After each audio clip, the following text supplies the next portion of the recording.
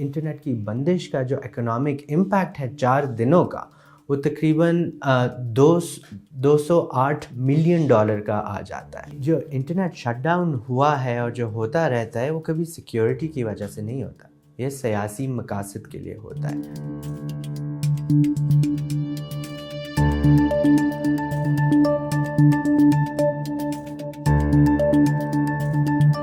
हमने पहली बार देखा है कि पूरे मुल्क में मोबाइल इंटरनेट को बंद रखा गया, सिर्फ 1 या 2 नहीं, पूरे 4 दिन, और ये अनप्रेसिडेंटेड सी बात है। इससे पहले हम देखते थे कि बंद जब करते थे इंटरनेट, वो कोई प्रोटेस्ट के अराउंड करते थे, उसी एरिया में करते थे, लेकिन इस बार पूरे मुल्क में किया। और ये काउंटर प्रोडक्टिव मेजर है। इसमें सिक्योरिटी सिचुएशन बदतर हो जाती है, बेहतर नहीं होती, क्योंकि लोग जो है पैनिक क्रिएट हो जाता है, अनसर्टेनिटी क्रिएट हो जाती है, लोगों को नहीं पता कौन सी सड़क कहाँ पे बंद है, हम कहाँ से जाएं।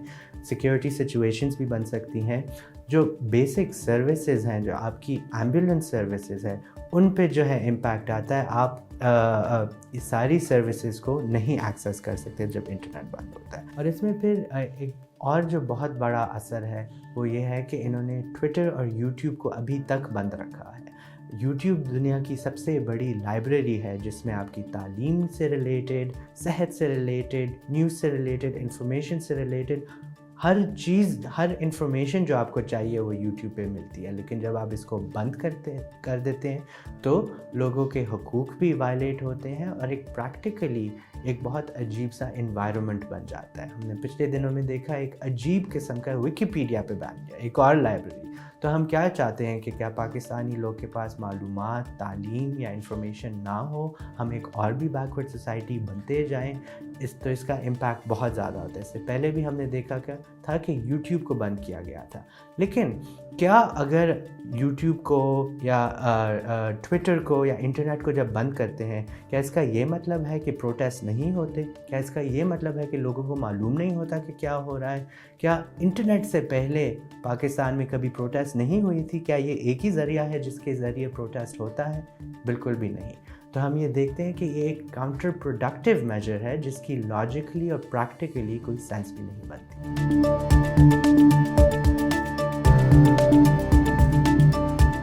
जो इंटरनेट शटडाउन हुआ है और जो होता रहता है वो कभी सिक्योरिटी की वजह से नहीं होता, ये सियासी मकासद के लिए होता है। जो आपके सियासी दबाव के लिए, आप एक सियासी जमात को जब दबाना चाहते हैं एक इल्लीगल, गैर कानूनी और गैर आइनी तरीके से, लेकिन ये at the end of the day एक काउंटर प्रोडक्टिव मेजर है जिससे कोई फ़ायदा किसी का नहीं होता, नुकसान ही होता है। जो लोग हुकूमत के साथ भी खड़े थे वो भी हुकूमत पे तनकीद कर रहे थे, और जो तहरीक इंसाफ के ख़िलाफ़ खड़े थे वो भी, उनकी सिंपैथी तहरीक इंसाफ की तरफ ज़्यादा हो जाती है जब वो देखते हैं कि रियासत हमारी जो है इंटरनेट को और बेसिक सहूलियात को बंद कर रही है पाकिस्तानी शहरियों के लिए।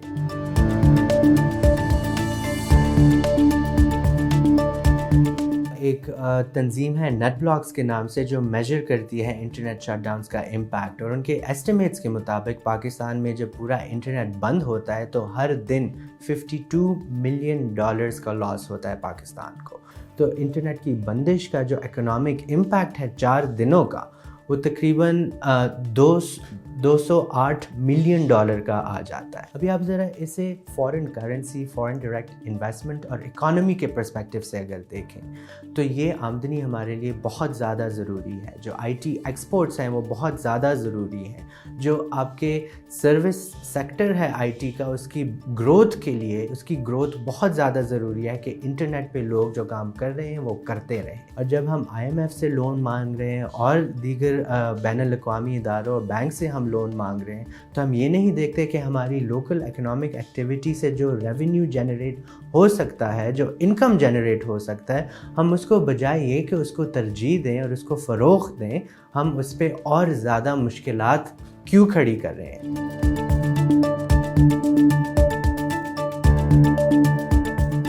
उसी दिन मैं किसी से बात कर रहा था जो मुझे बता रहे थे कि उनका एक स्टार्टअप है और उसमें $3 मिलियन की इन्वेस्टमेंट आनी थी, लेकिन जब ये इंटरनेट बंद हुआ और अनसर्टेनिटी क्रिएट हुई उसकी वजह से, तो उन इन्वेस्टर्स ने जो है वो $3 मिलियन का जो इन्वेस्टमेंट उन्होंने करनी थी उन्होंने वो रोक ली, क्योंकि उन्होंने कहा कि यहाँ इतना अनसर्टेन एनवायरनमेंट है तो हम क्यों इधर इन्वेस्ट करें और रिस्क लें इतना बड़ा जब हमें नहीं मालूम कि कल को दोबारा से कितने दिनों के लिए इंटरनेट को बंद किया जाएगा। जी देखिए, जो सेंसरशिप होती है उसका बहुत बड़ा इम्पैक्ट पड़ता है। आप जब पाकिस्तान को as a digital Pakistan promote करना चाहते हैं, जब आप आईटी सेक्टर को प्रमोट करना चाहते हैं, इसके अलावा आप देखते हैं कि किस तरह आपके फ्रीलांसर्स, आपके गिग वर्कर्स वगैरह जो हैं उन पे इसका इकोनॉमिक इम्पैक्ट कितना वसी आता है। तो हमने देखा कि काफ़ी फ्रीलांस जो वेबसाइट्स हैं जहाँ पाकिस्तानी क्लाइंट्स को लोग रिक्रूट करते हैं, उस पर लिखा गया था कि ये क्लाइंट शायद आपको अभी मदद ना कर सके, आपके साथ काम ना कर सके, क्योंकि इनके मुल्क में इंटरनेट को बंद किया गया है। तो ओवरऑल अगर हम चाहते हैं कि पाकिस्तान एक इस तरह की इकॉनमी बने जिसमें आईटी सेक्टर का फ़रोग ज़्यादा हो,